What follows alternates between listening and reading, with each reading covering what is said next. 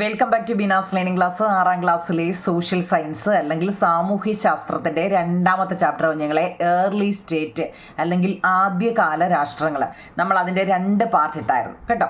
അപ്പോൾ ഇതിനകത്ത് നമ്മൾ ആ ചാപ്റ്ററുമായിട്ട് ബന്ധപ്പെട്ട ഒരുവിധമുള്ള എല്ലാമെന്നൊന്നും ഞാൻ പറയുന്നില്ല, ഒരുവിധമുള്ള എല്ലാ ക്വസ്റ്റ്യൻ ആൻസറുകളും ഞാൻ എഴുതിയിട്ടുണ്ട് കുഞ്ഞുങ്ങളെ. നമ്മൾ 1ഉം 2ഉം പാർട്ട് ഇട്ടതാണ്. അപ്പോൾ ഇത് പറയുന്നതിന് മുമ്പേ നമ്മൾ എവിടെ വരെ ആയിരുന്നു പറഞ്ഞത് ഒന്ന് ഞാൻ ഓടിച്ചിട്ട് പറയാം. എന്തുവാ ഈ ചാപ്റ്ററിനകത്ത് പറയുന്നതെന്ന് ഞാൻ ഓടിച്ചിട്ടൊന്ന് പറയാം. അപ്പം നിങ്ങൾ ബോറടിക്കാത്ത രീതിയിൽ എന്ന് വെച്ച് കഴിഞ്ഞാൽ ആദ്യകാല രാഷ്ട്രങ്ങൾ എന്ന് വെച്ചാൽ ഏർലി സ്റ്റേറ്റ് എന്നാണ്. ഇതിനകത്തിൽ ഒരു സാംസ്കാരിക വിനിമയ പരിപാടിയാവും നിങ്ങളെ. ആ പരിപാടിക്കകത്തിൽ 3 രാജ്യങ്ങളിലെ 3 അല്ല 4 നമ്മുടെ ഇന്ത്യയും കൂടെ കൂട്ടി 4 രാജ്യങ്ങളിലെ കുട്ടികളാണ് അവിടെ ചർച്ച ചെയ്യാനായിട്ട് ഉള്ളത് കേട്ടോ. 4 രാജ്യങ്ങളിലെ കുട്ടികൾ. അപ്പോൾ ആ ഓരോ കുട്ടികളും അവനവൻ്റെ രാജ്യത്തെക്കുറിച്ച് പറയുന്നതാണ് ഈ ചാപ്റ്ററിനകത്തിൽ. ആദ്യമേ ഏത് രാജ്യത്തെക്കുറിച്ചാണ് നിങ്ങൾ നോക്കി, ഗ്രീസ് എന്ന് പറയുന്ന സ്ഥലത്തെക്കുറിച്ചാണ് പറയുന്നത്. ഗ്രീസിൻ്റെ എക്സ്പ്ലനേഷൻ എല്ലാം നമ്മൾ പറഞ്ഞതാണ്. ഗ്രീസ് എന്ന് കേൾക്കുമ്പോഴേ നിങ്ങൾ ഓർത്തോണം, അതിനകത്തിലാണ് അധിവാസ കേന്ദ്രങ്ങൾ വരുന്നത്. ആ ക്ലൂ ഒക്കെ ഓർത്ത് വെച്ചേക്കണം. നിങ്ങൾ പഠിക്കുമ്പോൾ ആ ക്ലൂ വെച്ച് പഠിക്കുക കേട്ടോ. പിന്നെ പോളിസ് എന്ന് പറയുന്ന കേട്ടോ, അവിടുത്തെ നഗര രാഷ്ട്രങ്ങളെ പോളിസ് എന്നാണ് വിളിച്ചിരുന്നത്. ഈ ഗ്രീസിലെ പ്രധാന നഗരങ്ങളായിരുന്നു ഏതൻസും സ്പാർട്ടയും കേട്ടോ. അതൊക്കെ നല്ലപോലെ ആ ക്ലൂ വെച്ച് പഠിക്കണേ കുഞ്ഞുങ്ങളെ. അപ്പോൾ നമുക്ക് മറക്കത്തില്ല. കാരണം നമ്മൾ വേറെ 3 രാജ്യങ്ങളെക്കുറിച്ച് പഠിക്കുമ്പോൾ എല്ലാം കൂടെ നിങ്ങൾക്ക് തിരിഞ്ഞു പാലിക്കാൻ വേണ്ടി നമ്മളെ ഗ്രീസിൽ നിന്നും വന്ന കുട്ടിയുടെ പേര് അഥീന എന്നായിരുന്നു.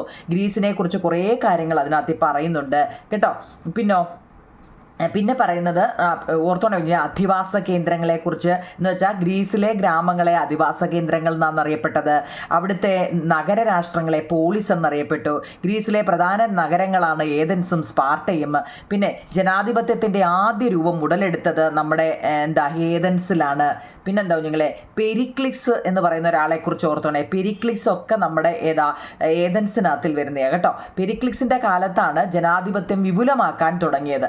പിന്നെ സ്പാർട്ട വന്നപ്പം അതിനകത്തിലെ ഓർത്തോണം ഒരു പെലോപ്പൊനേഷ്യൻ യുദ്ധം എന്ന് പറയുന്നത്. പെലോപ്പൊനേഷ്യൻ യുദ്ധം ഏതൻസിലാണ്. നമ്മുടെ ഈ സ്പാർട്ടയും ഏതൻസും തങ്ങളിലുള്ള വഴക്കായിരുന്നു അല്ലേ. സ്പാർട്ടയും രണ്ടായിട്ട് ഇതിനെ ഗ്രീസിനെ തിരിച്ചിട്ടുണ്ടായിരുന്നു അല്ലേ.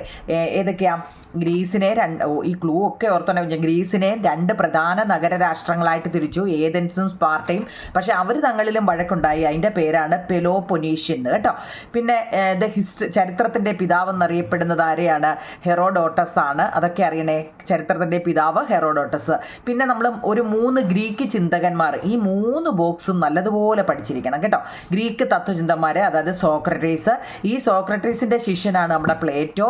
ഈ പ്ലേറ്റോയുടെ വിദ്യാർത്ഥിനിയാണ് നമ്മുടെ അരിസ്റ്റോട്ടിൽ. അദ്ദേഹത്തിൻ്റെ സമ്പാദന രീതിയിലൂടെ ആശയങ്ങൾ പ്രചരിക്കാവുന്ന സോക്രട്ടീസ് പറഞ്ഞപ്പം ഇദ്ദേഹം ഒരു അക്കാദമി തന്നെ അവിടെ തുടങ്ങി പ്ലേറ്റോ. പിന്നെ അക്കാദമി എന്ന ഒരു പഠന കേന്ദ്രം സ്ഥാപിച്ചു. അദ്ദേഹം റിപ്പബ്ലിക് എന്നാണ് അദ്ദേഹത്തിൻ്റെ പ്രധാന കൃതിയുടെ പേര്. ഇദ്ദേഹം ഈ പ്ലേറ്റോയുടെ വിദ്യാർത്ഥിനിയാണ് നമ്മുടെ അരിസ്റ്റോട്ടിൽ. അദ്ദേഹവും ഒരു പഠന കേന്ദ്രം അവിടെ സ്ഥാപിച്ചു. ലൈസിയം എന്നാണ് അതിൻ്റെ പേര് കേട്ടോ. പിന്നെ പൊളിറ്റിക്സ് എന്ന ഒരു ഗ്രന്ഥത്തിൻ്റെ രചയിതാവും കൂടെ കുഞ്ഞുങ്ങളെ നമ്മുടെ അരിസ്റ്റോട്ടിൽ. ഓക്കെ ആണോ? അത്രയും. ഇനി ഇലിയസ് എന്ന് പറയുന്ന ഒന്ന് ഓർത്ത് വെച്ചേക്കണം. ആ പച്ച ബോക്സ് അതൊക്കെ നമ്മൾ പറഞ്ഞതാണ്. ഇനി അതിൻ്റെ സമയം അത്രയും പോകേണ്ട. ഇലിയസ് എന്ന് പറയുന്നത് കേട്ടോ. പിന്നെ പേർഷ്യൻ ഭരണ സംസ്കാരം. പിന്നെ 2ാമത്തേത് നമ്മൾ ഗ്രീസ് കഴിഞ്ഞു. ഇപ്പോൾ 2ാമത്തെ ആരാണ്? പേർഷ്യൻ സംസ്കാരം. അത് പറയുന്ന ജഹാനായിരുന്നു അല്ലേ. ആ പയ്യൻ്റെ പേര് ജഹാൻ എന്നാണ് കുഞ്ഞുങ്ങൾ കേട്ടോ. ജഹാൻ 2ാമത്തെ പേർഷ്യക്കാരൻ ജഹാൻ എന്ന് പറയുന്ന പയ്യനാണ്. ഈ പേർഷ്യൻ്റെ ഭരണ സംവിധാനത്തെക്കുറിച്ചും പിന്നെ നമ്മൾ അതിനകത്തുള്ളതാണ് സരതുഷ്ട ദർശനം എന്ന് പറയുന്നത്. അത്രയായിരുന്നു നമ്മൾ ഈ 1ഉം 2ഉം പാർട്ടിൽ പറഞ്ഞത്. ഇനി നമ്മൾ പറയാൻ പോകുന്നത് റോമൻ സാമ്രാജ്യത്തെക്കുറിച്ചാണ് കുഞ്ഞുങ്ങൾ. റോമൻ സാമ്രാജ്യത്തെക്കുറിച്ചാണ്. അത് നമ്മൾ അതും ഒന്ന് ഓടിച്ചിട്ട് വായിച്ചിട്ട് നമുക്ക് നോട്ട്. അപ്പോൾ അതുവരെയുള്ള നോട്ട് കിട്ടാത്തവർ സാംസ്കാരിക വിനിമയ പരിപാടി എന്നാൽ ഒളിമ്പിക്സിന് തുടക്കം കുറിച്ചത് എവിടെയാണ്, എന്തൊക്കെയാണെന്നൊക്കെയുള്ള എൻ്റെ നോട്ട് തന്നു. പിന്നെ ഗ്രീക്ക് നഗര രാഷ്ട്രങ്ങളെ പോളിസ് എന്താണെന്നും എങ്ങനെയാണെന്നും ഒക്കെ ഇതുണ്ട്. പിന്നെ ഗ്രീസിലെ പ്രധാന നഗരം ഇതൊക്കെ നമ്മൾ തന്നതായതുകൊണ്ട് ഒന്നും കൂടി ഒന്ന് ഓടിച്ചിട്ട് അഥവാ ആർക്കെങ്കിലും കിട്ടാതെ വല്ലതും ഉണ്ടെങ്കിൽ ആർക്കെങ്കിലും ഒക്കെ ഉപകരിക്കട്ടെ കുഞ്ഞുങ്ങളെ. ഫീച്ചേഴ്സ് ഓഫ് ഏതൻസിൻ്റെ ഫീച്ചേഴ്സ് എന്തെല്ലാമാണ്? പിന്നെ സ്പാർട്ടയെക്കുറിച്ച്, പെരിക്ലിക്സിനെ കുറിച്ച് ആ ബോക്സിലുണ്ട് കേട്ടോ, അത് എഴുതിയെടുക്കണേ. പെരിക്ലിക്സ് ആരാ എന്തുവെന്നൊക്കെ. സ്പാർട്ടയെക്കുറിച്ച് അതിൻ്റെ ഇംഗ്ലീഷ് മലയാളമൊക്കെ ഇവിടെ കിടപ്പുണ്ട്. പിന്നെ ഗ്രീക്കോ പേർഷ്യൻ വാർ എന്ന് പറയുന്നൊരു, ഗ്രീക്കോ പേർഷ്യൻ വാർ എന്നാൽ എന്താണ്? പിന്നെ പോളിസ് നമ്മൾ പറഞ്ഞല്ലോ, ഏതൻസും സ്പാർട്ടയും തങ്ങളിലൊരു യുദ്ധമുണ്ടായിരുന്നു. ഗ്രീസിലെ പ്രധാന നഗരങ്ങളായിരുന്നു, അവർ തങ്ങളിലും യുദ്ധമുണ്ടായിരുന്നു അല്ലേ. ദ ഹിസ്റ്ററി, ലോകത്തിലെ ആദ്യത്തെ ചരിത്രകൃതി ദ ഹിസ്റ്ററീസ് കേട്ടോ, സോക്രട്ടീസിൻ്റെയും അവരൊക്കെ എഴുതിയ പുസ്തകങ്ങളെക്കുറിച്ചൊക്കെ ആ ബോക്സിലെ നല്ലതുപോലെ പഠിച്ചിരിക്കണം കേട്ടോ. അക്കാദമി എന്ന പഠനഗ്രന്ഥം സ്ഥാപിച്ചത് പ്ലേറ്റോ ഒക്കെയാണ്, അരിസ്റ്റോട്ടിൽ. പിന്നെ പേർഷ്യൻ എംപയറിനെ കുറിച്ച് കണ്ടോ, ഇതൊക്കെ നമ്മൾ ഇട്ടത് കൊണ്ടാണ് കുഞ്ഞുങ്ങളെ സ്പീഡിൽ പോകുന്നത്. അതുകൊണ്ട് പേർഷ്യൻ സാമ്രാജ്യത്തിൻ്റെ പ്രമുഖ ഭരണാധികാരികൾ ആരൊക്കെയാണ് കണ്ടോ, 29. പേർഷ്യൻ ഭരണത്തിൻ്റെ പ്രധാന ആരൊക്കെയാണ്? പേർഷ്യൻ ഭരണ സംവിധാനത്തെക്കുറിച്ച് സരതുഷ്ട ദർശനം. ഇത്രയായിരുന്നു നമ്മൾ ഈ 31 ക്വസ്റ്റ്യൻസ് കുഞ്ഞുങ്ങളെ നമ്മുടെ ഇതുവരെയുള്ളതിൽ തന്നത്. ഇത്രയൊക്കെയാണല്ലോ. ഓക്കെ, അടുത്ത നമ്മൾ ഇനി പഠിക്കാൻ പോകുന്നത് എന്താ, അടുത്ത റോമൻ സാമ്രാജ്യത്തെക്കുറിച്ചാണ് ഇനി നമ്മൾ പറയാൻ പോകുന്നത് കേട്ടോ. റോമൻ, ഞാൻ എളുപ്പം ഒന്ന് വായിക്കാം, എന്നിട്ട് നമുക്ക് ക്വസ്റ്റ്യൻ ആൻസർ എടുക്കാം. ഹായ് കൂട്ടുകാരെ, എൻ്റെ പേര് എലീന. നമ്മൾ 3ാമത്തെ രാജ്യമായ, 1ാമത്തെ ഗ്രീസ്, 2ാമത്തെ പേർഷ്യ, 3ാമത്തെ റോമൻ അല്ലേ, റോമൻ സാമ്രാജ്യത്തെക്കുറിച്ചാണ്. ഓരോന്നും ഓർത്തോണ്ടേ കുഞ്ഞുങ്ങൾ കേട്ടോ. ഇനി ഞാൻ പറയുന്നതിൽ എന്തെങ്കിലും മിസ്റ്റേക്ക് ഉണ്ടെങ്കിൽ നമ്മുടെ നോട്ടിലെല്ലാം ഉണ്ട് കേട്ടോ. ഹായ് കൂട്ടുകാരെ, എൻ്റെ പേര് എലീന. എൻ്റെ നാടായ ഇറ്റലി. ഇനി നമ്മൾ പഠിക്കുന്നത് ഇറ്റലി റോമാ സാമ്രാജ്യത്തിൻ്റെ ഭാഗമാണ്. ഇറ്റലി റോമാ സാമ്രാജ്യത്തിൻ്റെ ഒരു ഭാഗമായിരുന്നു. നമ്മൾ റോമൻ സാമ്രാജ്യത്തെക്കുറിച്ചാണ് പഠിക്കുന്നത്. ഈ ഇറ്റലി, എൻ്റെ നാടായ ഇറ്റലി റോമാ സാമ്രാജ്യത്തിൻ്റെ ഭാഗമായിരുന്നു. പാശ്ചാത്യ നാഗരികതയുടെ ജന്മസ്ഥലമാണ് ഈ റോമാ നഗരം കണക്കാക്കപ്പെടുന്നത്. എല്ലാ പാതകളും റോമിലേക്ക് എന്ന പ്രയോഗം തൻ്റെ ഈ സാമ്രാജ്യത്തിൻ്റെ പ്രാധാന്യം സൂചിപ്പിക്കുന്നു. ആദ്യകാലത്ത് റോമിൽ രാജഭരണമായിരുന്നു നിലനിന്നിരുന്നത്. നോക്കണേ കുഞ്ഞുങ്ങളെ, ആദ്യകാലത്ത് നമ്മുടെ ഈ റോമിലും രാജഭരണമായിരുന്നു നിലനിന്നിരുന്നത്. എന്നാൽ കാലക്രമത്തിൽ പ്രജാതൽപരര് അല്ലാത്ത ഭരണാധികാരികൾക്കെതിരെ കലാപങ്ങൾ ഉയർന്നു വരികയും BCE 6ാം നൂറ്റാണ്ടിൽ രാജഭരണം അവസാനിക്കുകയും ചെയ്തു. തുടർന്ന് റിപ്പബ്ലിക് എന്ന പുതിയൊരു ഭരണ സംവിധാനം റോമിൽ നിലവിൽ വന്നു.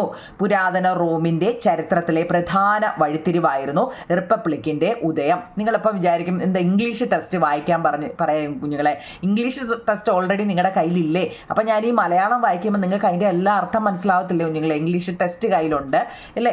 അന്നേരം ഞാൻ ഈ മലയാളം വായിക്കുമ്പോൾ നിങ്ങൾ അതിൻ്റെ സംഭവം എന്താണെന്ന് അങ്ങ് മനസ്സിലാക്കുക കേട്ടോ. എന്താണ് അതിനകത്തിൽ എഴുതിയേക്കുന്നതെന്ന് മനസ്സിലാക്കുക. ഞാൻ ക്വസ്റ്റ്യൻ ആൻസർ ഇംഗ്ലീഷിലും മലയാളത്തിലും കുഞ്ഞുങ്ങളെ തരുന്നത്. ഇപ്പം ഞാനിത് വായിച്ചെന്ന് വിചാരിച്ച് ഇതിനകത്ത് ഇന്ന് ക്വസ്റ്റ്യൻ ആൻസർ ഉണ്ട്, അത് ഞാൻ മലയാളത്തിലും ഇംഗ്ലീഷിലും തരുന്നത് കേട്ടോ. അതുകൊണ്ട് ഇംഗ്ലീഷ് വായിച്ചില്ല എന്ന് കരുതി വിഷമിക്കേണ്ട കേട്ടോ.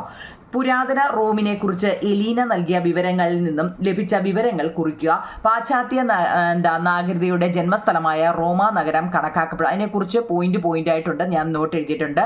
റിപ്പബ്ലിക്കൻ ഭരണ സംവിധാനത്തിൽ രാജാവിന് പകരം കോൺസൽ, പേരോർത്തോണ്ടേ കുഞ്ഞുങ്ങളെ, കോൺസൽ എന്നറിയപ്പെട്ടിരുന്ന തിരഞ്ഞെടുക്കപ്പെട്ട ഉദ്യോഗസ്ഥർക്കായിരുന്നു ഭരണ ചുമതല. BCE 1ാം നൂറ്റാണ്ടിൽ റോമൻ റിപ്പബ്ലിക്കിൻ്റെ കോൺസൽ പദവി വഹിച്ചിരുന്ന ജൂലിയസ് സീസർ റിപ്പബ്ലിക്കൻ ഭരണരീതി അവസാനിപ്പിച്ച് ഏകാധിപതിയായിട്ട് അധികാരവും കൈയടക്കി. ആളുടെ പടം വരെ കൊടുത്തിട്ടുണ്ട്. ഇനി അഗസ്റ്റസിൻ്റെ ഭരണകാലത്താണ് റോമൻ റിപ്പബ്ലിക്ക് പൂർണ്ണമായും റോമാ സാമ്രാജ്യമായിട്ട് അങ്ങ് മാറിയത്. ഇതോടെ ചക്രവർത്തി പരമോന്നത ഭരണാധികാരിയായിട്ടും അങ്ങ് മാറിയെന്നാണ് കേട്ടോ.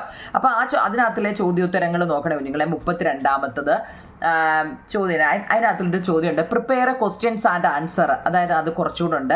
അപ്പം നമ്മുടെ റോമൻ സാമ്രാജ്യത്തിലെ ഏറ്റവും പ്രധാനപ്പെട്ടതാണ് റോമൻ സാമ്രാജ്യത്തിൻ്റെ സവിശേഷത. ഇത് ഞാൻ എഴുതിയിട്ടില്ല, കാരണം എന്താണെന്നറിയോ, ഓൾറെഡി ഇത് ബോക്സിൽ തന്നതുകൊണ്ട് നിങ്ങളതങ്ങ് എഴുതിയെടുക്കണം കേട്ടോ. റോമാ സാമ്രാജ്യത്തിൻ്റെ സവിശേഷതകൾ നോക്കിയ യൂറോപ്പ്, വടക്കൻ ആഫ്രിക്ക, പടിഞ്ഞാറൻ ഏഷ്യ എന്നിവിടങ്ങളിൽ വ്യാപിച്ചിരുന്ന വിശാലമായ സാമ്രാജ്യമായിരുന്നു നമ്മുടെ റോമൻ. പ്രധാനപ്പെട്ട പോയിന്റുകൾ മാത്രമാവും നിങ്ങൾ അതിനകത്ത് എഴുതിയിരിക്കുന്നത്, അതങ്ങ് പഠിച്ചോണം കേട്ടോ. യൂറോപ്പ്, വടക്കൻ ആഫ്രിക്ക, പടിഞ്ഞാറൻ ഏഷ്യ എന്നിവിടങ്ങളിൽ വ്യാപിച്ചിരുന്ന വിശാലമായ സാമ്രാജ്യമായിരുന്നു റോമൻ.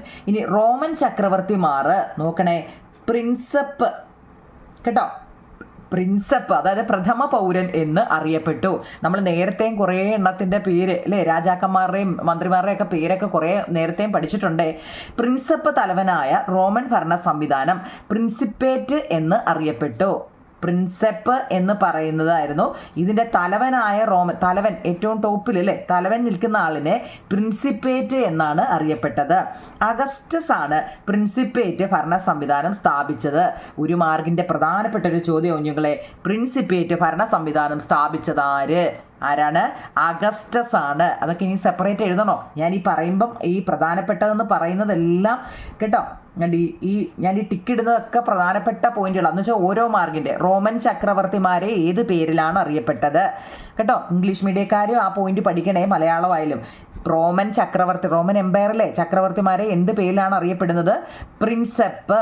ഇനി അതിൻ്റെ ഏറ്റവും ടോപ്പിലെ അല്ലെ ഏറ്റവും മുകളിലെ തലവൻ, റോമൻ ഭരണ സംവിധാനം അതിൻ്റെ തലവനായതിനെ പ്രിൻസിപ്പേറ്റ് എന്നാണ് അറിയപ്പെട്ടത് കേട്ടോ. ഈ പ്രിൻസിപ്പേറ്റിൻ്റെ ഭരണ സംവിധാനം എന്ന് പറയുന്നത്, അത് പ്രിൻസിപ്പേറ്റ് എന്ന് പറയുന്നത് സ്ഥാപിച്ചത് തന്നെ ആരാണ്? അഗസ്റ്റസ് ആണ്. വേതനം കൈപ്പറ്റി സേവനം ചെയ്ത ശക്തമായ സൈന്യം ഉണ്ടായിരുന്നു. വേതനം കൈപ്പറ്റി സേവനം ചെയ്ത ശക്തമായ സൈന്യം അവർക്ക് ഉണ്ടായിരുന്നു. ആ 5 പോയിന്റും കറക്റ്റായിട്ട് പഠിക്കണം കേട്ടോ. അതുകൊണ്ട് ഞാൻ എഴുതിയില്ല. ഇനി നോക്കുന്നില്ല, റോമിൻ്റെ സാംസ്കാരിക സംഭാവനകൾ എന്തെല്ലാം? നമ്മൾ പഠിക്കുന്നത് റോമിനെ കുറിച്ചാണ്. ഭാഷ, സാഹിത്യം, കല, നഗരാസൂത്രണം തുടങ്ങിയ മേഖലകളിലെല്ലാം റോമിൻ്റെ സംഭാവനകൾ നിലനിൽക്കുന്നുണ്ട്. ജലവിതരണത്തിനായി നിർമ്മിക്കപ്പെട്ട കമാന ആകൃതിയിലുള്ള കനാലുകളായ അക്യുഡക്റ്റ് വിശാലമായതും തുറന്ന വേദിയുമായ കൊളോസിയവും റോമൻ സാമ്രാജ്യത്തിലെ സാംസ്കാരിക സംഭാവനകളാണ്. അതിൻ്റെ പടം കൊടുത്തിട്ടുണ്ട് കേട്ടോ.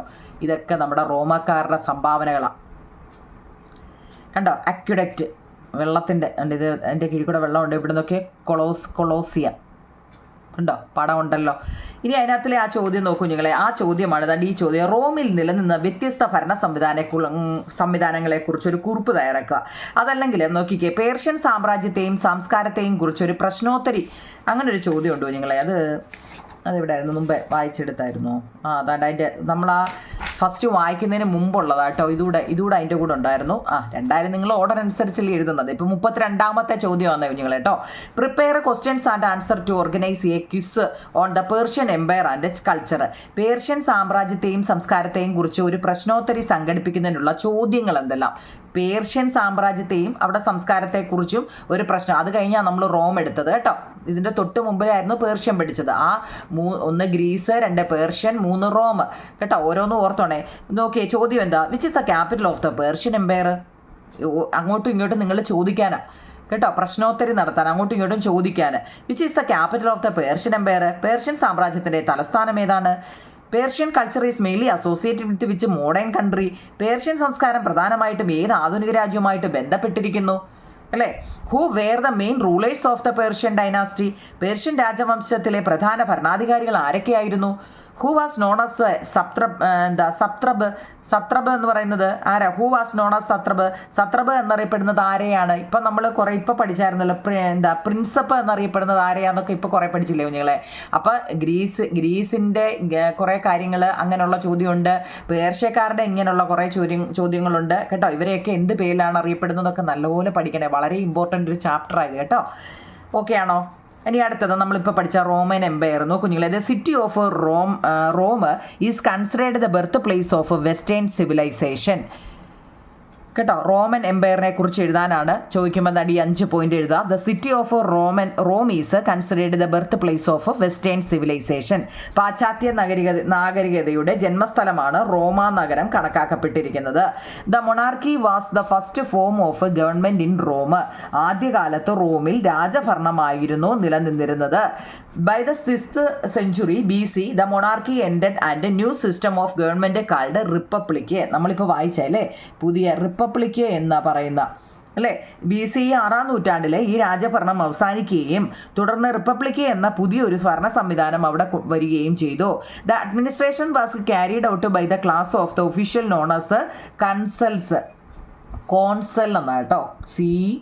അത് മലയാളത്തിൽ ഇങ്ങനെ നിങ്ങളെ കോൺസൽ എന്നാ പറയുന്നത് കേട്ടോ. കോൺസൽ, ഇതിനെ കോൺസൽ. റിപ്പബ്ലിക്കൻ ഭരണ സംവിധാനത്തിൽ രാജാവിന് പകരം കോൺസൽ തെരഞ്ഞെടുക്കപ്പെട്ട ഉദ്യോഗസ്ഥർക്കായിരുന്നു ഭരണ ചുമതല കൊടുത്തിരുന്നത് കേട്ടോ. പിന്നെ the rise of the republic was a major turning point in the history of an ancient Rome കേട്ടോ. അത് അത്രയും ആ 5 പോയിന്റ് ഇംഗ്ലീഷുകാർ എഴുതിയെടുക്കണം. മലയാളംകാർക്ക് ഇപ്പം നമ്മൾ പറഞ്ഞതാണ്. റിപ്പബ്ലിക്കൻ ഭരണഘടനയിൽ രാജാവിന് പകരം കോൺസൽ എന്ന ഉദ്യോഗസ്ഥനായിരുന്നു ഭരണ ചുമതല. മലയാളംകാർ ഇത് വിഴുതണേ. ഇംഗ്ലീഷ് റോമിനെ കുറിച്ചാണ് നമ്മൾ ഓരോ രാജ്യത്തെക്കുറിച്ചുമാണ് പറയുന്നത്. ഓരോ കുട്ടികളെ ഇരുത്തിയിട്ട് അവനവൻ്റെ രാജ്യത്തെക്കുറിച്ച് പറയാനാണ്. അപ്പോൾ ഇപ്പം നമ്മൾ റോമിനെ കുറിച്ചാണ് പറയുന്നത്. റോമൻ എംപയറിനെ കുറിച്ചാണ് പറയുന്നത്. Features of Roman empire important ആണ്. അതാണ് ഇപ്പം നമ്മൾ ഈ ബോക്സിനകത്തിൽ പറഞ്ഞത്. അത് ഞാൻ സെപ്പറേറ്റ് എഴുതിയിട്ടില്ല. 34ാമത്തെ ചോദ്യമായിട്ട് നിങ്ങൾ ആ ബോക്സിൽ എഴുതിയെടുക്കണം. ഫീച്ചേഴ്സ് ഓഫ് റോമൻ എംപയർ എന്ന് വെച്ച് കഴിഞ്ഞാൽ നമ്മളിപ്പോൾ പറഞ്ഞതാണ് ഈ ബോക്സിനകത്തിലെ ഇതാണ്. അത് വൃത്തിയായിട്ട് എഴുതിയെടുക്കണം. ഇംഗ്ലീഷുകാർ ഇംഗ്ലീഷും മലയാളംകാരെ മലയാളം എഴുതിയെടുക്കണം കേട്ടോ. റോമിൻ്റെ സാംസ്കാരിക സംഭാവനകൾ എന്തെല്ലാമാണെന്ന് ചോദിച്ചു കഴിഞ്ഞാൽ ഭാഷ, സാഹിത്യം, കല, നഗര ആസൂത്രണം തുടങ്ങിയ മേഖലകളിലെല്ലാം റോമിൻ്റെ സംഭാവനകൾ നിലനിൽക്കുന്നുണ്ട് കേട്ടോ. ഇത്രയും കാര്യത്തിൽ അവരുടെ സംഭാവനകൾ നിലനിൽക്കുന്നുണ്ട്. ഇനി റോമിൽ നിലനിന്ന വ്യത്യസ്ത ഭരണ സംവിധാനങ്ങൾ, different administrative system that existed in Rome. അത് വളരെ ഇമ്പോർട്ടൻ്റ് ആവും. റോമിൽ നിലനിന്നിരുന്ന വ്യത്യസ്ത ഭരണ സംവിധാനങ്ങൾ, different administrative systems that existed in Rome. എന്തൊക്കെയാ നോക്കിയേ, ഇംഗ്ലീഷുകാർ ഇതങ്ങ് എഴുതിയെടുക്കണം നിങ്ങൾ. Roman empire was a administrative system that ruled a large area. വായിക്കാൻ അറിയണേ. Roman empire was a administrative systems that ruled a large area. Rome began as a city state and later grew into an empire that controlled the regions of Italy and the surroundings countries. വായിക്കാൻ അറിയണോ നിങ്ങൾ? അതിനെ ഞാൻ എടുത്ത് ഓരോ വാക്കും പറയുന്നത്. Rome began as a city state and later grew into an empire that controlled the regions of Italy and the surroundings countries. കേട്ടോ, ഓരോ പോയിൻ്റായിട്ട് എഴുതിയെടുത്ത് പഠിക്കണം. പിന്നെ Roman empire had a great influence in the Mediterranean regions for centuries. അടുത്ത Roman empire had 2 main period republic empire. കേട്ടോ, പ്രധാനപ്പെട്ട ഒരു 3 പോയിൻ്റെങ്കിലും പഠിച്ചു വെച്ചേക്കണം. 3 പോയിൻ്റെങ്കിലും പഠിച്ചു വെച്ചേക്കണം കേട്ടോ. നിങ്ങൾക്ക് ഇഷ്ടമുള്ള ഏതെങ്കിലും ഒരു 3 പോയിൻ്റ് പഠിച്ചു വെച്ചേരാം.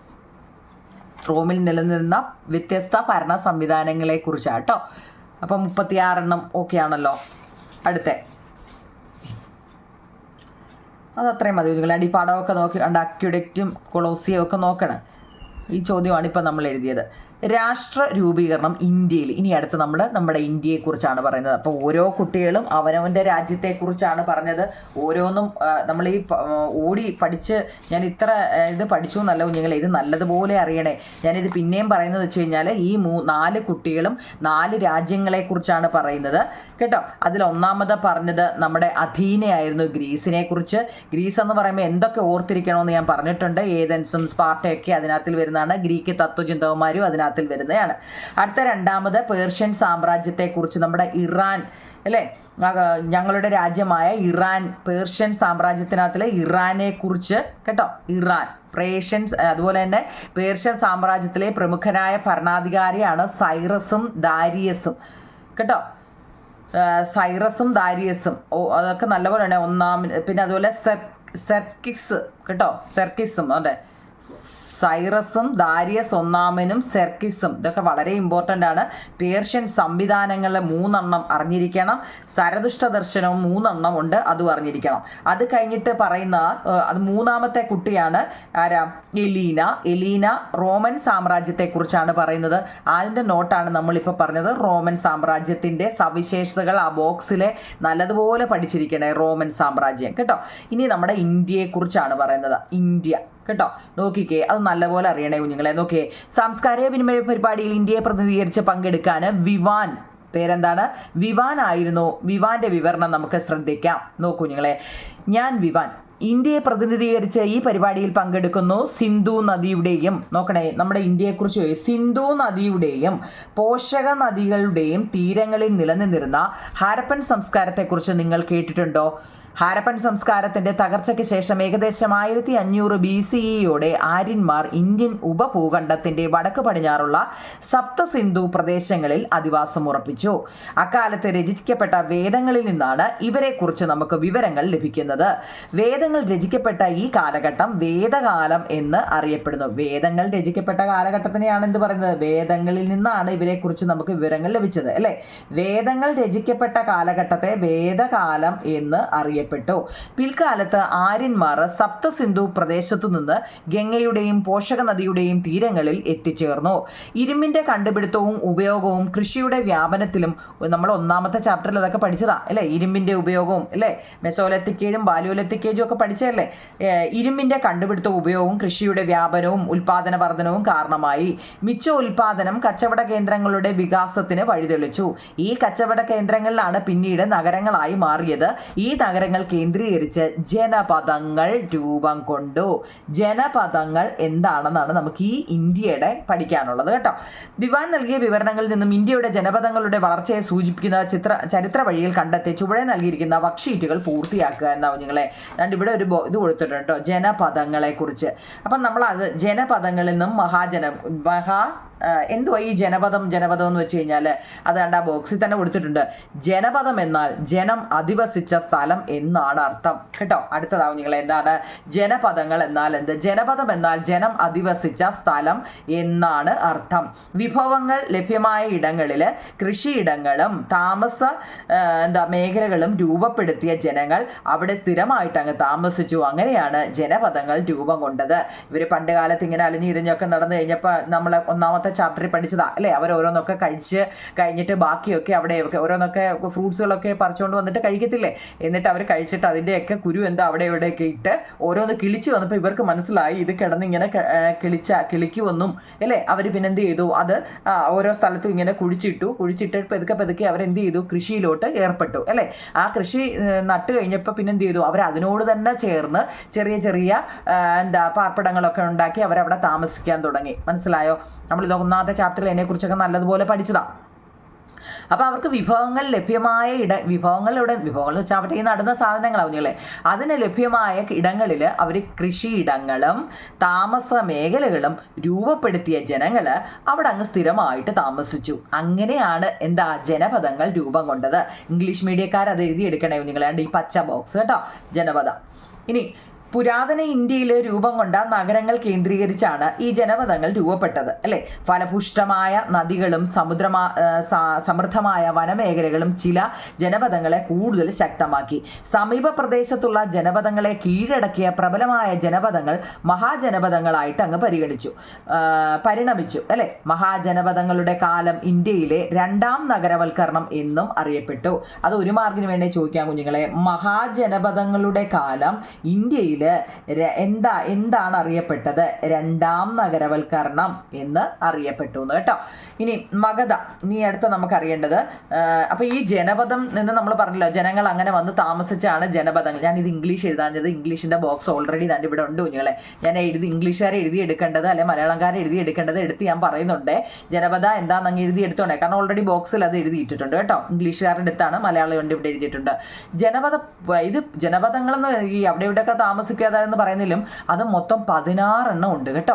16 ജനപദങ്ങളുണ്ട്. ചിലപ്പോൾ അത് ഒരു മാർക്കിന് ചോദിക്കാൻ കുഞ്ഞുങ്ങളെ. ഈ ജനപദങ്ങൾ മൊത്തം എത്ര ഉണ്ടെന്ന്, എത്ര പേര് നോക്കിക്കോണേ. 16. 1 കംബോജം, ഗാന്ധാരം, മഗധ, അംഗം, വജ്ജി, മല്ല, കാശി, വത്സ, കോസലം, ചേതി, പാഞ്ചാലം, അശ്മകം, അവന്തി, ശൂരസേന, കുരു, മത്സ്യ എന്നിവയായിരുന്നു 16 ജനപദങ്ങൾ. വളരെ ഇമ്പോർട്ടൻ്റ് ആണ് കുഞ്ഞുങ്ങളെ കേട്ടോ. ഓർഡറിലൊന്നും പഠിക്കേണ്ട കാര്യമില്ല. മൊത്തം 16 എണ്ണത്തിൽ ഒക്കാവുന്നതിൻ്റെയൊക്കെ ഒന്ന് പഠിച്ചു വെച്ചാൽ കേട്ടോ. ഈ ഇത്ര എണ്ണത്തിലും ഏറ്റവും പ്രബല ശക്തി ആർക്കാന്നറിയോ? നമ്മുടെ മഗധയ്ക്കാണ് കേട്ടോ. മഹാജനപദങ്ങളിൽ പ്രബല ശക്തിയായിട്ട് മാറിയത് മഗധയാണ്. നമ്മൾ ഈ 16 ഉണ്ടെങ്കിലും മഗധയാണ് ഇവിടുത്തെ നല്ല പ്രബല ശക്തി എന്ന് പറയുന്നത് കേട്ടോ. BC 6-ാം നൂറ്റാണ്ട് ഇന്ത്യയിൽ നിലനിന്ന 16 മഹാജനപദങ്ങളിൽ പ്രബല ശക്തി എന്നറിയപ്പെടുന്ന ആരാ കുഞ്ഞുങ്ങളെ? മഗധയാണ്. പ്രധാനപ്പെട്ടതാണ് ഈ പറയുന്നത്. ഇനി അതിൻ്റെ ഒരു ബോക്സ് കൊടുത്തിട്ടുണ്ട് കേട്ടോ. മഗധയുടെ വളർച്ചയ്ക്ക് സഹായകമായത് എന്തെല്ലാമാണ്? അതടുത്ത ക്വസ്റ്റ്യൻ ആൻസറാണ്. നമ്മുടെ 40ാമത്തെ ക്വസ്റ്റ്യൻ കുഞ്ഞുങ്ങളെ. മഗധയുടെ വളർച്ചയ്ക്ക് സഹായകമായത് factors that contributed to the growth of Magadha. കണ്ടോ, ഒന്നാമത്തെ എന്താണ്? Powerful rulers and strong military. ശക്തരായ ഭരണാധികാരികളും ശക്തമായ സൈന്യവുമായിരുന്നു. മഗധയുടെ വളർച്ചയ്ക്ക് സഹായമായത് എന്തോ? മഗധ ഇങ്ങനെ വളർന്നു വരാൻ കാരണം എന്താ? അവർക്ക് നല്ല ശക്തരായ ഭരണാധികാരികൾ ഉണ്ടായിരുന്നു, അതുപോലെ തന്നെ ശക്തമായ സൈന്യമുണ്ടായിരുന്നു. പിന്നോ fertility resulting from proximating to the Ganga and its tributaries. ഗംഗയുടെയും പോഷക നദിയുടെയും സാമീപ്യം കൊണ്ടുണ്ടായ ഫലപുഷ്ടത. ഗംഗയുടെയും പോഷക നദിയുടെയും സാമീപ്യം കൊണ്ടുണ്ടായ ഫലപുഷ്ടത. പ്രസൻസ് ഓഫ് അയൺ ഓർ, പേരൊക്കെ വായിക്കാൻ അറിയണേ കുഞ്ഞുങ്ങളെ. Presence of iron ore, manufacture and use of iron weapons and tools. ഇരുമ്പ് അയിര്, അയൺ ഓർ എന്ന് വെച്ചാൽ ഇരുമ്പ് അയിരിൻ്റെ സാന്നിധ്യം, ഇരുമ്പ് ആയുധങ്ങളുടെയും ഉപകരണങ്ങളുടെയും നിർമ്മാണവും ഉപയോഗവും. കേട്ടോ, ഇരുമ്പയിരിൻ്റെ സാന്നിധ്യം, ഇരുമ്പായുധങ്ങളുടെയും ഉപകരണങ്ങളുടെയും നിർമ്മാണവും ഉപയോഗവും. 4ാമത്തെ progress in agriculture and trade. കാർഷിക മേഖലയിലും വാണിജ്യ രംഗത്തും ഉണ്ടായ പുരോഗതി. ആ 4എണ്ണവും നല്ലപോലെ പഠിക്കണേ. നമ്മുടെ ഇന്ത്യയെക്കുറിച്ചാണ് നമ്മൾ പഠിക്കുന്നത്. അല്ലേ? നമ്മുടെ ഇന്ത്യയെക്കുറിച്ച് ഒരു 5 പോയിന്റ്. ഇന്ത്യക്കകത്തിലാണ് ആര് വന്നത്? ജനപദങ്ങൾ. നമ്മുടെ ജനപദങ്ങളിനകത്തിലെ 16 എണ്ണത്തിൽ ഏറ്റവും പ്രബല ശക്തിയുള്ളത് നമ്മുടെ മഗധയ്ക്കാണ്.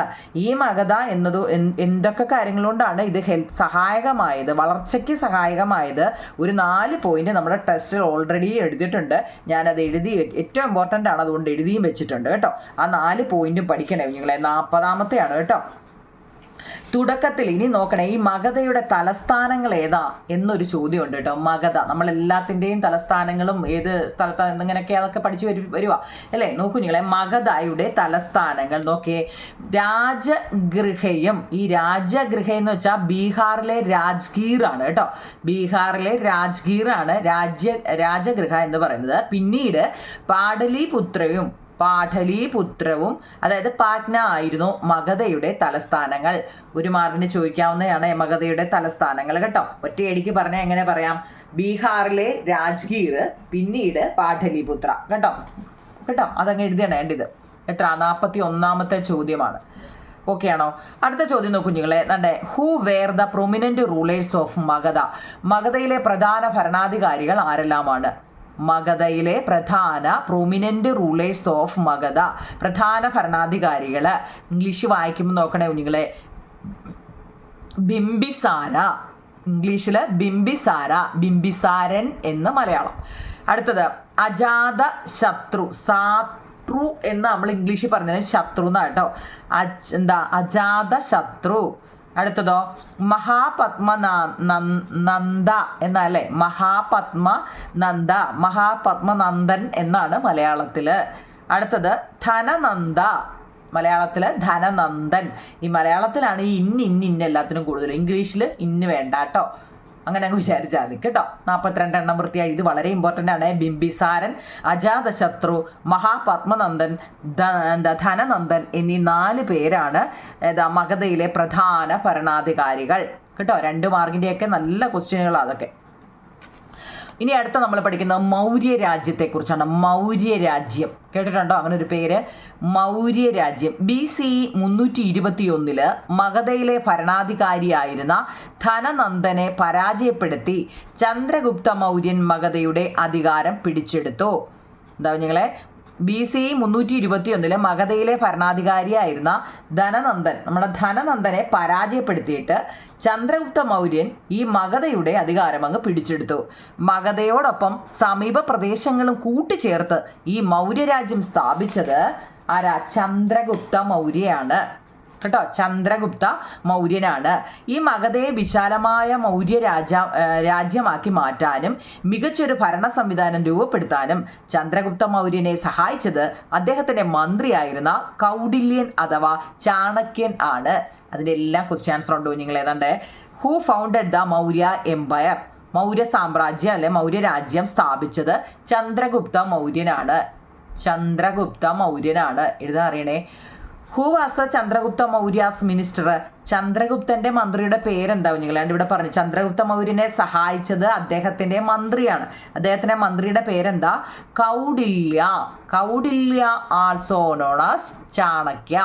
കൗഡില്യയുടെ വേറൊരു പേരാണ് ഈ ചാണക്യൻ എന്നുള്ളത് കേട്ടോ. 44 എഴുതണേ. ഏറ്റവും പ്രധാനപ്പെട്ട നോക്കിയാൽ കുഞ്ഞുങ്ങളെ നമ്മൾ ഈ ക്വസ്റ്റ്യൻ ആൻസർ എഴുതിക്കുന്നത് കേട്ടോ. അടുത്ത ഓർമ്മയുണ്ട്. Which book was written? Kautilya or Chanakya. ഈ കൗഡില്യ അല്ലെങ്കിൽ ചാണക്യ എന്ന് പറയുന്ന അദ്ദേഹത്തിന്റെ ഒരു പുസ്തകത്തിന്റെ പേരാണ് അർത്ഥശാസ്ത്ര കേട്ടോ. 45 അർത്ഥശാസ്ത്ര. ഇനി നോക്കൂ നിങ്ങളെ, എൻ്റെ ഇവിടെ അർത്ഥശാസ്ത്രം കണ്ടോ, കൗഡില്യൻ്റെ അർത്ഥശാസ്ത്രം. അതായത് നമ്മളിപ്പോൾ വായിച്ചത് വെച്ച് മൗര്യ രാജ്യത്തിലെ മികച്ച ഭരണാധികാരിയായിരുന്നു അശോകൻ. നോക്കണേ കുഞ്ഞുങ്ങളെ, മൗര്യ രാജ്യത്തിലെ മികച്ച ഭരണാധികാരിയായിരുന്നു അശോകൻ. കാശ്മീരും കലിംഗവും, അതായത് ഇന്നത്തെ ഒഡീഷയുടെ കടലോര പ്രദേശമാണ്, ഇത് കീഴടക്കി രാജ്യത്തിന്റെ വിസ്തൃതി വർദ്ധിപ്പിച്ചു. ഭൂപടത്തിൽ നിന്നും മൗര്യ രാജ്യത്തിന്റെ വിസ്തൃതി നിരീക്ഷിക്കാൻ ഇവിടെ പടത്തിൽ കൊടുത്തിട്ടുണ്ട് കേട്ടോ. ആ പടം കാണുമ്പോൾ അതിനകത്തിലെല്ലാം അടയാളപ്പെടുത്തി വെച്ചിട്ടുണ്ട്. അടുത്ത കൗഡില്യന്റെ അർത്ഥശാസ്ത്രം. മൗര്യ രാജ്യത്തിന്റെ വിവരങ്ങൾ, ഈ മൗര്യ രാജ്യത്തെക്കുറിച്ചുള്ള വിവരങ്ങൾ ലഭിക്കുന്നതിന് കൗഡില്യൻ രചിച്ച അർത്ഥശാസ്ത്രത്തിൽ നിന്നാണ് രാജാവ് ഭരണം നടത്തേണ്ടതും രാജ്യവിസ്തൃതി വർദ്ധിപ്പിക്കേണ്ടതും എങ്ങനെയാണെന്ന് ഈ കൃതിയിൽ വിവരിക്കുന്നുണ്ട്. രാജ്യത്തെ ആക്രമണങ്ങളിൽ നിന്നും രക്ഷിക്കേണ്ട വിധം, നികുതി ഈടാക്കൽ എന്നിവയെക്കുറിച്ചെല്ലാം വിശദമായ വിവരങ്ങൾ നൽകുന്ന ഒരു ഗ്രന്ഥമാണ് അർത്ഥശാസ്ത്ര. അപ്പൊ കൗഡില്യ എന്ന് കേൾക്കുമ്പോഴേ കേട്ടോ, അല്ലെ ചാണക്യൻ എന്ന് കേൾക്കുമ്പോഴേ എന്താ കുഞ്ഞുങ്ങളെ, അർത്ഥശാസ്ത്ര എന്നൊരു പേര് ഓർത്തോണേ കേട്ടോ. ഓക്കെ ആണോ? അത്രയും.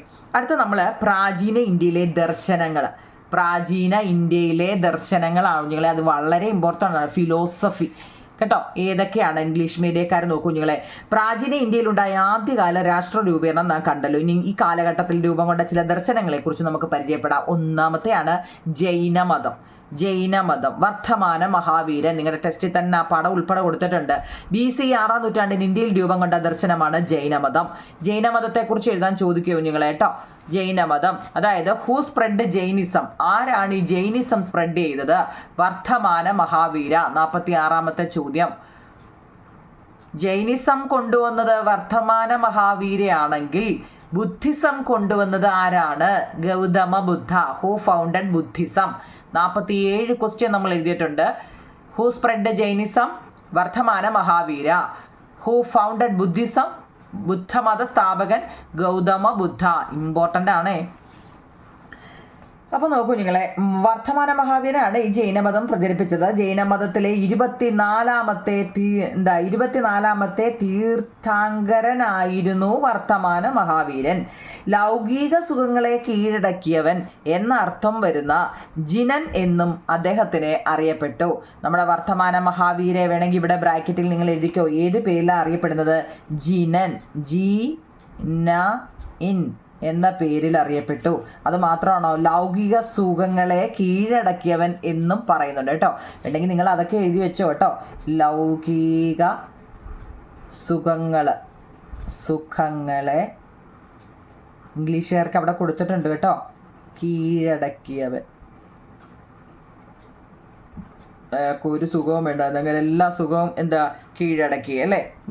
എന്താ ലൗകിക സുഖങ്ങളെ കീഴടക്കിയവൻ ജിനൻ എന്നറിയപ്പെടുന്ന ആരാ കുഞ്ഞുങ്ങളെ? വർദ്ധമാന മഹാവീര കേട്ടോ. എല്ലാത്തിൻ്റെയും ഇങ്ങനെ ക്ലൂ ഒക്കെ എഴുതി വെച്ച് ഇങ്ങനെ പഠിക്കണം കേട്ടോ.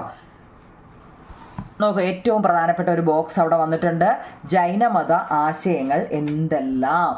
നമ്മുടെ ജൈനമതത്തിൻ്റെ ആശയങ്ങൾ എന്തെല്ലാം? വളരെ ഇമ്പോർട്ടൻ്റ് ആയിട്ടോ. നോക്കിക്കേ, പ്രാചീന ഇന്ത്യയിലെ ദർശനങ്ങൾ പ്രധാനപ്പെട്ട 2 ഉള്ളൂ നിങ്ങളെ. പക്ഷേ ഒരെണ്ണം കൂടെ നിങ്ങൾക്ക് പഠിക്കാനുണ്ട്. എന്നാലും അത് അത്ര വലിയ പ്രാധാന്യമൊന്നുമില്ല. പക്ഷേ ഈ 2 നമ്മൾ പഠിച്ചിരിക്കണം. പ്രാചീന, ഏറ്റവും ഈ ചാപ്റ്ററിൻ്റെ ലാസ്റ്റ് കാര്യങ്ങളാണ്. എന്താ പ്രാചീന ഇന്ത്യയിലെ അല്ലേ, നമ്മുടെ മോഡേൺ ഇന്ത്യയിലെ എന്താ ഫിലോസഫി അല്ലേ. നോക്കിയേ, ഒന്നാമത്തെ ജൈനമതം. നോക്കൂ നിങ്ങളെ, ജൈനമത ആശയങ്ങൾ കാണാൻ പറ്റുന്നല്ലോ. ഐഡിയ ഓഫ് ജൈനിസം നിങ്ങളുടെ ടെസ്റ്റിൽ തന്നെ കിടപ്പുണ്ട് കേട്ടോ. അപ്പം ഓൾ തിങ്സ് ഹാവ് ലൈഫ്, അതിനകത്തിൽ എന്തൊക്കെയാണ് കുഞ്ഞുങ്ങളെ അദ്ദേഹം പറയുന്നത്? ജൈനമതം എന്ന് വെച്ചാൽ വർദ്ധമാന മഹാവീരയുടെയാണെന്ന് നമ്മൾ പറഞ്ഞു. അതിനകത്തിൽ എന്തൊക്കെയാണ് പറയുന്നത്? അത് നോക്കിയേ, ബോക്സിനകത്ത് 4-5 കാര്യം പറയുന്നുണ്ട് അല്ലേ. എന്തൊക്കെയാ നോക്കിയേ? ഓൾ തിങ്സ് ഹാവ് ലൈഫ്, എല്ലാ വസ്തുക്കൾക്കും ജീവനുണ്ടെന്ന് അദ്ദേഹം പറയുന്നത്. എല്ലാ വസ്തുക്കൾക്കും ജീവനുണ്ട്. പിന്നെ no living things should be harmed, ജീവനുള്ള ഒന്നിനെയും നമ്മൾ ഉപദ്രവിക്കരുത്. ജീവനുള്ള ഒന്നിനെയും നമ്മൾ ഉപദ്രവിക്കരുത്. Do not steal, do not lie. Do not steal, do not lie. കള്ളം പറയരുത്. അതുപോലെ തന്നെ കള്ളം പറയരുത്. അതുപോലെ തന്നെ മോഷ്ടിക്കരുത്. സ്റ്റീൽ എന്ന് വെച്ചാൽ മോഷ്ടിക്കരുത്, കള്ളം പറയരുത് അല്ലേ. പിന്നെ practice right belief, right knowledge, right action. ശരിയായിട്ട് നിങ്ങൾക്ക് ബിലീഫ് എന്ന് വെച്ചാൽ വിശ്വസിക്കണം കുഞ്ഞുങ്ങളെ. എന്തെങ്കിലും കാര്യം ഉണ്ടെങ്കിൽ ഞാൻ പറയല്ല, അതിനൊരു വിശ്വാസം വേണം കേട്ടോ. ശരിയായ വിശ്വാസം വേണം. പിന്നോ ശരിയായ നോളജ്, ശരിയായ അറിവ് വേണം ഏത് കാര്യത്തിനെക്കുറിച്ചും. എങ്കിലേ അതിനെക്കുറിച്ച് വിശദീകരിക്കാൻ പോകും. ആരെങ്കിലും എന്തെങ്കിലും പറയുമ്പോൾ ഉടനെ അതേ കയറിപ്പോകാതെ ആ കാര്യത്തെക്കുറിച്ച് അറിവുണ്ടെങ്കിൽ മാത്രമേ അതിനെക്കുറിച്ച് സംസാരിക്കാൻ പോകാവൂ ഇല്ലേ. റൈറ്റ് ആക്ഷൻ, ശരിയായ പ്രവൃത്തിയായിരിക്കണം. എന്നിവയെല്ലാം പ്രാക്ടീസ് ചെയ്യുക, അനുഷ്ഠിക്കുക എന്നാണ് ഇവിടെ പറയുന്ന ജൈനിസത്തിലെ 4 കാര്യങ്ങൾ. വളരെ ഇമ്പോർട്ടൻ്റ് ആയിട്ടോ. എല്ലാ വസ്തുക്കൾക്കും ജീവനുണ്ട്. ജീവനുള്ള ഒന്നിനെയും നമ്മൾ ഉപദ്രവിക്കരുത്, കള്ളം പറയരുത്, മോഷ്ടിക്കരുത്, ശരിയായ വിശ്വാസം വേണം, ശരിയായ അറിവ് വേണം, ശരിയായ പ്രവൃത്തിയായിരിക്കണം നമ്മൾ ചെയ്യുന്നത്. ഇതെല്ലാം നമ്മൾ പ്രാക്ടീസ് ചെയ്യുക എന്നതാണ് ജൈനമത ആശയങ്ങൾ കൊണ്ട് ഉദ്ദേശിക്കുന്നത്. ആ 4 നല്ലതുപോലെ പഠിക്കണേ കേട്ടോ. അപ്പോൾ അടുത്ത നമ്മുടെ തൊട്ട് താഴെ ഈ സന്യാസത്തിലൂടെ ജ്ഞാനം നേടിയവർ അല്ലേ. സന്യാസം ഇപ്പം എന്തെങ്കിലും ഒന്ന് പറഞ്ഞിട്ടുണ്ടാകും, ഞാൻ സന്യാസിക്കാൻ പോകാമെന്ന് പറയത്തില്ലേ. ഇവരെ തീർത്ഥങ്കരർ എന്ന വാക്കിൻ്റെ അർത്ഥം കുഞ്ഞുങ്ങളെ, സന്യാസത്തിലൂടെ ജ്ഞാനം നേടിയവർ എന്നാണ് തീർത്ഥങ്കരർ എന്ന വാക്കിൻ്റെ അർത്ഥം. ജൈനമത വിശ്വാസപ്രകാരം 24 തീർത്ഥങ്കരരുണ്ടെന്നാണ് പറയുന്നത്. 24 കേട്ടോ. അടുത്ത ബുദ്ധമതത്തെക്കുറിച്ചാണ്. ഗൗതമ ബുദ്ധൻ്റെ പടം കൊടുത്തിട്ടുണ്ട്. നമ്മളിപ്പുറത്ത് വർദ്ധമാന മഹാവീരയുടെ പടം കണ്ടായിരുന്നു. ഇത് ഗൗതമ ബുദ്ധനാണ്. തിരിഞ്ഞു പോവല്ലേ, അദ്ദേഹം ഇരിക്കുന്നുണ്ടോ നോക്കിയോ ഞങ്ങളെ. അതിനകത്ത് പ്രാചീന ഇന്ത്യയിൽ രൂപം കൊണ്ട മറ്റൊരു പ്രധാന ദർശനമാണ് ഈ ബുദ്ധമതം. ഗൗതമ ബുദ്ധനാണ് ഈ ബുദ്ധമതം സ്ഥാപിച്ചത്. സിദ്ധാർത്ഥൻ എന്നായിരുന്നു അദ്ദേഹത്തിൻ്റെ യഥാർത്ഥ പേര്. ഗൗതമ ബുദ്ധൻ്റെ യഥാർത്ഥ പേരെന്താ കുഞ്ഞുങ്ങളെ? സിദ്ധാർത്ഥൻ. ഇതിനകത്തിൽ ഏതെങ്കിലും സിദ്ധാർത്ഥന്മാരുണ്ടോ കുഞ്ഞുങ്ങളെ നമ്മുടെ ചാനലിൽ?